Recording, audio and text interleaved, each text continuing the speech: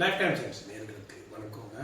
இப்போ நீசபங்க ராஜயோகத்தை பொறுத்த மட்டும் நம்ம வந்து ஏற்கனவே பாவக்கிரகங்காக சூரியன் சனி சேர்ந்துருந்தா எப்படி இருக்கும், செவ்வாயும் குருவும், அதாவது வந்து மகரத்தில் செவ்வாய் உச்சம் பெற்று அவர் கூட மகரத்தில் குரு நீசம் பெற்று இருந்தால் அதனுடைய அமைப்பு எப்படி அப்படிங்கிறதையும், அதே சமயம் லக்னத்துக்கு தகுந்த மாதிரி அது மாறுங்க. அது ரொம்ப முக்கியம். அது எல்லாருமே நம்ம கவனிச்சுக்கணும். இப்போ ஒவ்வொருத்தங்களுக்கும் ஒவ்வொரு லக்னம் நீசபங்க ராஜயோகம் இருக்கும். ஆனால் நீசபங்க ராஜயோகம் எந்த அளவுக்கு எப்படி செயல்படும் அப்படிங்கிறது பொதுவாக நான் சொல்ல வர்றது வந்து நீசபங்க ராஜயோகம் நல்ல அமைப்புகளை கொடுக்கணும் மட்டும் தான் சொல்ல வர்றோம். இருந்தாலும் லக்னத்திற்கு எந்த லக்னத்திற்கு அவங்க இருக்கிறாங்க அப்படிங்கிறது ரொம்ப ரொம்ப முக்கியம். இப்போ நான் வந்து ஒரு நல்ல ஒரு அமைப்பு எப்படி வரும் அப்படிங்கிறது முதல்ல நான் சொல்லிடுறேன். நீசபங்க ராஜயோகம் நல்ல யோகத்தை கொடுப்பது அப்படின்னா இந்த செவ்வாயும் மகரத்தில் செவ்வாய் உச்சம் பெற்று அவர் கூட குரு நீசம் பெறும்போது எந்த லக்னத்திற்கு அதிக பலன் கிடைக்கிறதுங்கிறத நான் சொல்றேன்.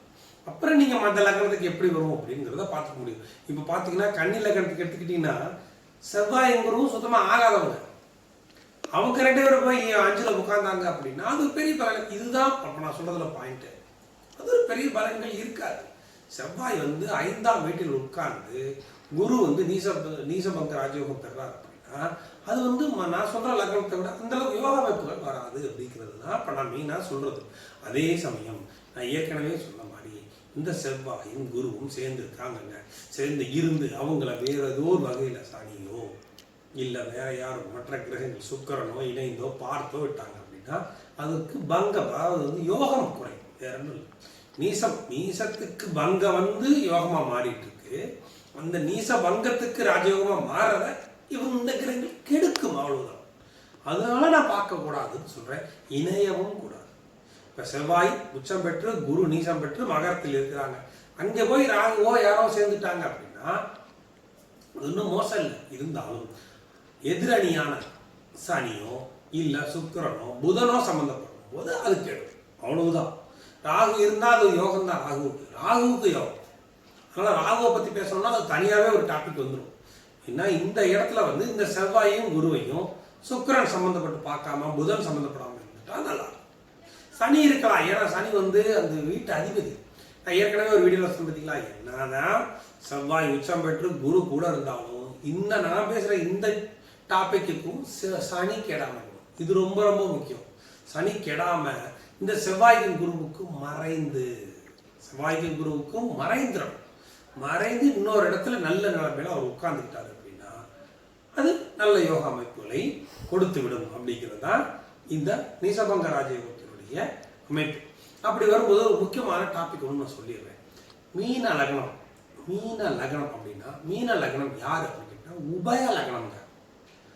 சரஸ்திர உபய லக்னத்தை சேர்ந்தது இந்த மீனம். இந்த மீன லக்னத்திற்கு அந்த ராசி அதிபதி லக்னாதிபதினு சொல்லக்கூடிய குரு வந்து முடிஞ்ச வரைக்கும் மறைந்து இருப்பது நல்லது. குரு வந்து நல்ல இடத்துல ஆட்சியா இருக்கிறாருங்க, இல்லைன்னு இன்னொரு வீட்டில் நல்ல நிலைமை, அது வந்து இந்த லக்னத்துக்கு ஆகாதுங்க.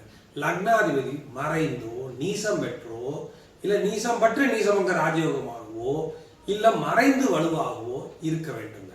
ஏன்னா உபய லக்னத்தை பொறுத்த மட்டும் இல்லைங்க, லக்னாதிபதி ஒரு இடத்துல போய் மறைஞ்சு நல்ல இடத்துல இருக்கிறதாங்க அவங்களுக்கு யோகம். ஏன் அப்படின்னு கேட்டீங்கன்னா அந்த லக்னாதிபதி நல்ல சுறுசுறுப்பா நல்ல ஆக்டிவா இருக்கணும் அப்படின்னா இந்த லக்னத்துக்கு லக்னாதிபதி மறையணும். இதை முதல்ல நம்ம புரிஞ்சுக்கணும். இந்த இடத்துல சுபக்கிரகம் தானங்க, குரு தானங்க, இதெல்லாம் கிடையாது. இந்த டாப்பிக்கை நம்ம பேச முடியாது. நான் சொல்றது வந்து உபய லக்னத்துக்கு லக்னாதிபதி மறைந்து இருப்பது நல்லது, அவ்வளவுதான். அப்படி வரும்பொழுது இந்த உபய லக்னத்துக்கு லக்னாதிபதி லக்னத்தில் இருக்கிறாரு, இல்லை 2ல் இருக்கிறாரு, 3ல் இருக்கிறாரு, 5ல் உச்சம் அடைகிறாரு, சுத்தமா ஆகாது. இந்த மீன லக்னத்திற்கு சுத்தமா ஆகாது. ஏங்க ஆகாது?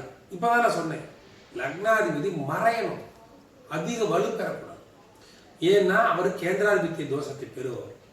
அதனால அந்த லக்னாதிபதி மறைந்து இருப்பது நல்லது அப்படிங்கிறது தான் இதுல ரொம்ப முக்கியமான ஒரு விஷயம். ஏன்னா நான் இப்ப மீன லக்னத்துக்கு தான் அந்த செவ்வாய் குருவை நான் சொல்ல போறேன்.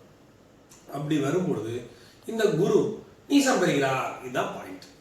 இந்த லக்னத்திற்கு செவ்வாய் உச்சம் பெற்ற செவ்வாயோட போய் லக்னாதிபதி நீசம் அடைகிறார். நீசம் பெற்று ராஜயோகத்தை கொடுக்கிறார். இப்போ வந்துச்சுங்களா பாயிண்ட், நான் சொன்ன பாயிண்ட் இப்படி வரணும்.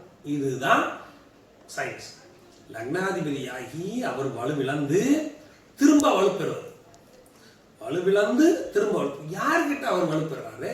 அவருடைய நல்ல அதிநட்பு. நான் சொல்ல பார்த்தீங்களா, இப்போ அந்த பாயிண்ட் வந்துச்சு பார்த்தீங்களா, அதிநட்பு. செவ்வாய்க்கும் குருவுக்கும் அவ்வளவு நட்பு. அந்த நட்புல இருக்கும்போது அவரை நண்பரை வச்சு தான் அவர் தன்னுடைய பலத்தை திருப்பி பெறார். அப்படிங்கிறப்போ இது நல்ல ஒரு யோக அமைப்பு. அதுக்காகத்தான் நான் இதை சொன்னேன். அவர் வலுவிழந்து திரும்ப வலுப்பெறார் லக்னாதிபதி. இப்படி அமைஞ்சிட்டா அந்த லக்னாதிபதி அந்த நேரத்தில் பிறக்கிறவங்களுக்கு நல்ல யோக அமைப்பு இருக்கும். எப்படிங்க அப்படின்னா, 1 10 குருவாயி 2 9 அதாவது இந்த லக்னத்திற்கே ஒரு முக்கியமான ஆளாக செவ்வாய் வந்துடுறாங்க. அவர் போய் பாவ கிரகமாக 11 போய் உச்சம் அடைகிறது எவ்வளவு பெரிய யோகம் தெரியுங்களா? நல்ல யோகம். இதுலயும் அந்த யோகத்தை திருப்பி டபுள் ஆக்கி கொடுக்குறாரு அந்த குரு. இந்த குரு கொடுக்கறத டபுள் ஆக்கி கொடுக்குறாரு செவ்வாய். இப்படி ஒருத்தர் நல்லா சப்போர்ட். இதுல முக்கியமான ஒரு விஷயத்த நம்ம பார்க்கணும். செவ்வாயும் குருவும் யாருங்க? 1 10 லக்னாதிபதி குரு, 2 9 அப்ப 1 9 வந்துருச்சுங்களா? நான் சொன்ன பாயிண்ட் வந்துருச்சுங்களா? 1 9 இந்த 2 பேரும் சேர்ந்து ஒரு வீட்டில் இருக்கிறாங்க. சரியான யோகம். இதுல முக்கியமான விஷயம் தெரியுங்களா? அந்த சந்திரன் 5ஆம் அதிபதி சந்திரன், அந்த சந்திரனும் மேசத்திலேயோ கடகத்திலேயோ இருந்துட்டாருன்னு வச்சுக்கோங்க. எப்பவுமே நான் அடிக்கடி சொல்லுவேன், மூல திரிகோணாதிபதிகள் 1 5 9 எந்த லக்னமாக இருந்தாலும் சரி, 1 5 9 பார்வை இணைவு கிடைச்சிருச்சு அப்படின்னாலே உங்களுக்கு வாழ்க்கையில எந்த பிரச்சனையும் கிடையாது. எல்லாமே சுலபமாக கிடைக்கும். அவங்க நல்ல உயர்குடியில நல்ல ஒரு இடத்துல நல்ல அமைப்பான இடத்துல பிறந்திருப்பாங்க. இதுதான் இதுல விஷயம், வேற ஒன்றும் கிடையாது. ஒருத்தங்களுக்கு எல்லாம் கிடைச்சிட்டு இருக்குன்னா அது எல்லாமே டாபிக் கரெக்டாக இருக்குன்னு அர்த்தம், அவ்வளவுதான். இந்த மாதிரி அமைப்புகள்லாம் அவங்க வருவாங்க. இப்போ நான் அதுக்கும் மீன லக்னத்திற்கு எப்படி இருக்கு என்ன, அதே சமயம் சந்திரன் சந்திரன் மட்டும் இருந்துட்டா போதும்னு நினைச்சிடக்கூடாதுங்க. இதுல ரொம்ப முக்கியமான விஷயம், சந்திரன் வளபிறை சந்திரனாக இருப்பது மிகப்பெரிய யோகம். தேபிரணை சந்திரனாக இருக்கக்கூடாது. அதுவும் நான் உங்களுக்கு காட்டுறேன். இப்போ பார்த்துக்கோங்க, மீன லக்னங்க, லக்னாதிபதி குருங்க. 1 2 3 4 5 6 7 8 9 10 11ஆம் வீட்டில் குரு நீசம். நான் என்ன சொன்னேன்? இந்த லக்னத்துக்கு அவர் கெடணும். லக்னாதிபதி கெட்டு திரும்ப வலுவாரணும், திரும்ப அவர் வலு பெறணும். அப்படி வலு பெறணும்னா 11 நீசம். அதுவும் நல்ல இடம் தாங்க, தப்பு கிடையாதுங்க. 11 நீசம் அடைந்து அவர் செவ்வாயால திருப்பி வலு பெறார். அந்த பவரை திருப்பி எடுத்துக்கிறார். எடுக்கும்போது அம்சமான பவர் கிடைச்சிருந்தவருக்கு. இன்னொன்று, செவ்வாய் பாவக்கிரகம். அதை முதல்ல புரிஞ்சுக்கணும். என்னதான் லக்னத்துக்கு 9ஆம் அதிபதியாட்டம் 5ஆம் அதிபதியாட்டம் இதெல்லாம் 2வது பாவ கிரகம்னு வந்துட்டாலே அவங்க நல்ல வலு பெறணும். சுப கிரகத்தினுடைய இணைவு வேண்டும். இப்ப வந்துச்சுங்களா நான் சொன்ன பாயிண்ட்? இவருக்கு இவர் தேவைப்படுறாரு, இவருக்கு இவர் தேவைப்படுறாரு. அப்போ 2 பேரும் சேர்ந்து 1 9 லாபஸ்தானத்தில், இங்க 7ஆம் இடம் தான் பாதகஸ்தானம், 11ஆம் இடம் லாபஸ்தானம். லாபஸ்தானத்தில் இவங்க 2 பேர் இருக்கிறது அம்சமான யோகம். இந்த 2 பேரை குரு மட்டும் சூரியன் மட்டும் எங்க இருந்தாச்சும் பாக்குற மாதிரி வந்துருச்சு சேர்ந்துட்டாங்க அப்படின்னா அரசியல்ல ஜொலிப்பாங்க. இன்னொரு விஷயம் சொல்லிடுறேன் கேட்டுக்கோங்க. லக்னத்துக்கு 1 2 3 4 5 கூடையவர் சந்திரன். அப்ப நான் சொல்றதை பார்த்துக்கோங்க. 1 குரு, 5 சந்திரன், 9 கூடையவர் செவ்வாய். இதுல 3 பேர் சொல்லியிருக்கேன், குரு சந்திரன் செவ்வாய். இதுல குரு செவ்வாய் சேர்ந்துட்டாங்க. இப்ப சந்திரன் எங்க இருக்காரு? உங்க ஜாதகத்துல. இப்ப இதுதான் பிரச்சனை. அதை நீங்க பார்க்கணும். பார்க்கும்போது சந்திரன் இங்க இருக்காரு. நான் எதுக்காக போட்டிருக்கேன், இந்த 2 இடம் நல்ல இடம் போட்டிருக்கேன். இன்னொரு இணைவை நான் உங்களுக்கு சொல்லிடுறேன். சந்திரன் 2ல் இருக்காரு.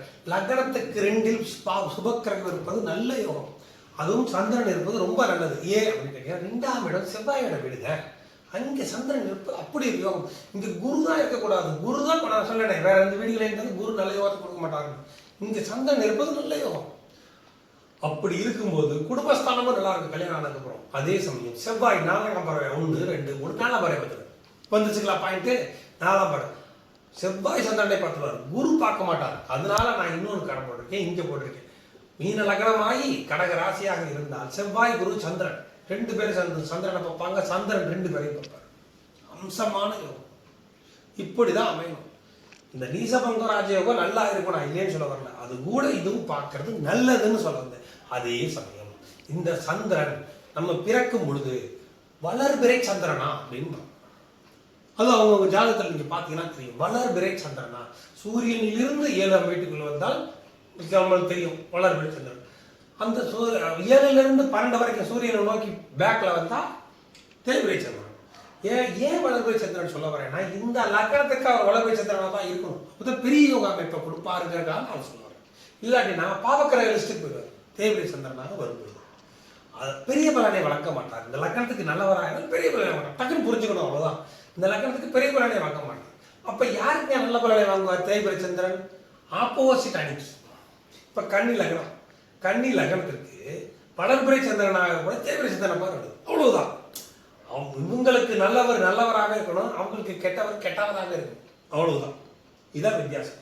இந்த மாதிரி இருந்துட்டா அம்சமா இந்த செவ்வாய் நீசபங்க ராஜயோகம் அம்சமானது.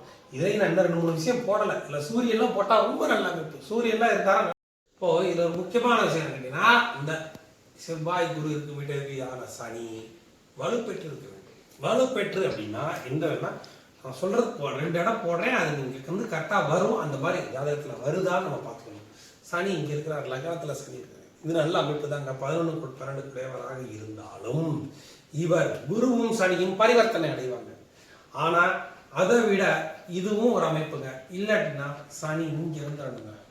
சனி இங்க இருந்துட்டாருன்னா என்ன அப்படின்னா, லக்னத்துக்கு 7ல் திக்பலம் அடைவார். புதனோட வீடு அவருக்கு அதிநட்பு வீடு. அதே சமயம் 7ல் திக்பலம் அடைந்து அம்சமா இருப்பார். அப்போ இவங்க இருக்கும் வீட்டதிபதி எந்த வகையிலும் கெடல. அதைத்தான் சொல்ல வந்தேன். இங்க சனி எதுக்கு போட்டேன்னா, சனியும் குருவும் பரிவர்த்தனை அடைவாங்க, அவரு பலமா இருப்பாருங்கிறதுக்காக நான் அதை கொடுத்துருந்தேன். அதுக்கு அடுத்தபடியா பாத்தீங்கன்னா, லக்னத்துக்கு 7ல் திக்பலம் அடைவார். திக்பலம் அடைஞ்சு அதிநட்பு வீட்டுல இருப்பார். அப்படி இருக்கும் சனியை நம்ம திருப்பி நல்லா யோசிக்கணும். குரு 9ஆம் பார்வையாக பார்த்துவார். அம்சமா நினைப்பு. செவ்வாயும் சனியும் பார்த்துக்கல, குரு தான் சனியை சுபத்துவப்படுத்துறார், அவ்வளவுதான். இந்த மாதிரி அமையணுங்க. இந்த மாதிரி அமைச்சிட்டா நல்ல யோகா அமைப்புங்க. இந்த ஈசாபங்க ராஜயோகத்தினுடைய அமைப்புல சனி எந்த வகையிலும் கிடக்கூடாது. அது ரொம்ப ரொம்ப முக்கியமான விஷயம். சனி ராகு கூட சேர்ந்துட்டாருங்க, பெரிய அமைப்புகள்லாம் கொடுக்க முடியாது அவரால். அப்ப நீசபங்க ராஜயோகத்துல கொஞ்சம் குறையும். அப்படிங்கிறதுக்காக தான் இந்த சனியை நம்ம போட வேண்டியது வருது. ஏன் கேட்டீங்கன்னா, வீட்டு அதிபதியா வந்துடுறாரு. அப்படிங்கிறப்ப அவர் ரொம்ப முக்கியம், அதை பார்க்கணும். அதுக்கடுத்தபடியா இவங்க 3 பேரும் சேர்ந்திருந்து சனி மட்டும் இங்க இறந்துட்டாருன்னா அது பெரிய கோடீஸ்வர ஜாதகங்க. அதே சமயம் இந்த குருவனுடைய பார்வையில சூரியன் வந்துட்டாருங்க. சூரியன் வந்துட்டாருங்க, சூப்பருங்க, அம்சமா இருக்கும். இங்கே சூரியன் சேர்ந்துக்கலாம், தப்பு இல்லை. இங்கே இருக்கலாம், இல்லை இங்கே சூரியன் இருக்கலாம், தப்பு கிடையாது. சூரியனும் சந்திரனும் சேர்ந்து கூட இங்கே இருக்கலாம், தப்பு கிடையாதுங்க. சூரியனும் சந்திரனும் சேர்ந்து கூட இங்கே இருக்கலாம். யாருங்க? சூரியனும் சந்திரனும் ஆடி அமாவாசையா வந்தாலும் பரவாயில்லை. குருவனுடைய பவர் எல்லாத்தையுமே சூப்பர். இல்லைங்க, அங்க இல்லாம சூரியன் இங்க இருந்துட்டாலும் நல்ல அமைப்பு, சனி இல்லாம. ஆனால் நான் சொன்ன கணக்குப்படி இந்த சனி கேடாம ஏதாச்சும் ஒரு இடத்துல அதை நம்ம பார்க்கணும். அப்படி இருந்துட்டா அந்த நீசபங்க ராஜயோகம் நல்ல யோகா அமைப்புகளை கொடுக்கும். அதே சமயம் நம்ம ஏற்கனவே நேற்று என்ன பேசிட்டு இருந்தோம், 2 பாவ கிரகங்களை பேசணும், 2 பேரும் பகை கிரகங்களாக பேசணும். இப்ப அந்த டாபிக் இல்ல, 2 பேரும் நட்பு கிரகங்கள். அதே சமயம் இன்னொரு முக்கியமான விஷயம் இதுல வரும், என்னன்னு சொல்றேன். இங்க நான் என்ன சொல்றேன், நேற்று சூரியனும் சனியும் இருந்தா சூரியனுக்கு நட்பு, சனிக்கு பகை. ஆனா இந்த வீட்டுல ஒண்ணு கவனிச்சிங்களா, செவ்வாய்க்கு பகை, குருவுக்கும் பகை, 2 பேருக்குமே இந்த வீடு பகை. இருந்தாலும் இதுல ரொம்ப முக்கியமான ஒரு டாபிக் சொல்லிடுறேன், பார்த்துக்கோங்க. இந்த எந்த கிரகம் இங்க உச்சம் அடையுதோ, இது ரொம்ப முக்கியம். ஒரு கிரகம் செவ்வாய் உச்சம் அடையுதுனா இந்த நேரத்துல மட்டும் இந்த செவ்வாய்க்கு சனி நட்பாயிடுவாரு. இது ரொம்ப முக்கியமான பாயிண்ட். ஏன் கேட்டீங்கன்னா, செவ்வாய் உச்சம் அடையும் பொழுது அந்த செவ்வாய்க்கு சனி நட்பாயிடுவார். மற்ற எப்படி இருக்கும்போது செவ்வாய் சனி பகை. ஆனா இந்த செவ்வாய் உச்சம் அடையும் போது சனி இவருக்கு நட்பாயிடுவார். நட்பாயிடுவார்னா என்ன, க்ளோஸா எல்லாம் இருப்பாங்கன்னு சொல்ல வரல, கெடுபலன்களையே கொடுக்க மாட்டார். சனியை பார்க்கறதுனாலே சேர்றதுனாலே வரக்கூடிய கெடுபலன்களை கொடுக்க மாட்டார். ஏனென்றால் இதுலயும் ஒரு சூட்சமா இருக்கு, அவர் வீட்டு அதிபதியாக வந்துடுறாரு. அதனால அவருடைய சப்போர்ட்டு இவருக்கு வேணும். இன்னொன்னு, இயற்கைப்படி அவர் செவ்வாய் அங்கேதான் உச்சம் அடைவார். அப்படிங்கிறப்ப சனி அவருக்கு நட்பா வந்துடுவார். இது ரொம்ப ரொம்ப முக்கியமான பாயிண்ட். யார் உச்சம் அடைகிறாங்களோ அவங்க நட்பாயிடுவாங்க அந்த நேரத்துல. இப்ப மீனத்துல சுக்கிரன் உச்சம் அடைகிறார் அப்படின்னா அப்ப அந்த ஜாதகத்துக்கு குரு அவருக்கு நட்பாக வருவார், கெடுவார் வர மாட்டார். அந்த நேரத்துக்கு மட்டும். முதல்ல திருப்பி திருப்பி சொல்லிடுறேன், அந்த நேரத்துக்கு மட்டும்தான் அவங்க. மற்ற நேரத்துக்கு அவங்க பகை தான். அதனால அது ஒரு நல்ல ப்ளஸ் பாயிண்ட் இவங்களுக்கு கிடைக்கும். சரி, என்னென்ன கிடைக்குங்க? 2-9 செவ்வாய் உச்சமடைகிறது எவ்வளோ பெரிய யோகங்க. பாக்யாதிபதி, தானஸ்தானாதிபதி, பிறந்ததுலேருந்து இறப்பு காலம் வரைக்கும் அவங்க ஓகோன்னு இருப்பாங்க. ஆனால் நான் சொன்ன மாதிரி பாவக்கிரகங்கள் வேற, இவங்களோட எதிர்கிரகங்கள் பாத்திரக்கூடாது. சுக்கரன் புதனும் இவங்களோட சம்மந்தப்பட்டக்கூடாது. இருந்தாலும் சனி சம்மந்தப்படலாம். இருந்தாலும் 2-9 குடைகள் சம்மந்தப்பட்டு 1-10 குடைவர் சுற்றுவார். அப்போ அந்த லக்னாதிபதி நல்ல யோகா அமைப்புகளை அனுபவிப்பார். இந்த 5 குடைவரும் நல்லா இருந்து பார்த்துட்டா சொல்ல வேண்டியதே இல்லை. அவ்வளவு நல்ல ஒரு யோகா அமைப்புகளை அவங்க கொடுத்துருவாங்க அப்படிங்கிறதா இதில் மெயின் டாபிக். அதே சமயம் நான் போட்ட லக்னத்துக்கு 7ல் சனி போடும்போது என்ன கேட்டீங்கன்னா, 4-7 கூட கேந்திராதிபதி தோஷத்தில் இருக்கிற அந்த சுபத்துவம் அடிபட்டு போயிடும். ஒரு நல்ல ஒரு நிலைமையில புதன் மட்டும் வேற எங்கேயாச்சும் இருந்துட்டாங்கன்னா கல்யாண வாழ்க்கையும் ரொம்ப நல்லா இருக்கும் அப்படிங்கிறது தான் இதனுடைய அமைப்பு. மற்ற லக்னத்துக்கு எப்படி வர்றதுங்களே எனக்கு உங்களுக்கு டவுட் தான் சொல்லுங்க. அது எப்படி வருது என்னங்கிறதே நான் சொல்றேன். ஏன்னா ஒவ்வொரு லக்னத்துக்கும் ஒவ்வொரு மாதிரி போட்டு தான் அதனுடைய பலனை சொல்ல முடியும். அப்படியே போட்டாலும் இந்த செவ்வாய் குருவை சுக்கிரனோ புதனோ ஏதோ ஒரு வகையில பாத்திரக்கூடாதுன்னு சொல்லிக்கிறேன். அது நம்ம பார்க்கணும். சனியை பார்க்கறனா கூட தப்பு பெருசா வராது. ஆனா சுக்கிரன் புதன் மட்டும் தலையிடக்கூடாது. இதுதான் இதுல ரொம்ப முக்கியமான விஷயம். அப்ப என்ன ஆகும்? ஏற்கனவே நான் சொன்ன மாதிரி பவர் கொஞ்சம் குறையும். அவ்வளவுதான், பவர் குறைஞ்சும், பெரிய அளவுல இருக்காது அப்படிங்கிறது. அந்த மாதிரி வேற டவுட் இருந்தாலும் சொல்லுங்க, நான் சொல்றேன். Okay, thanks.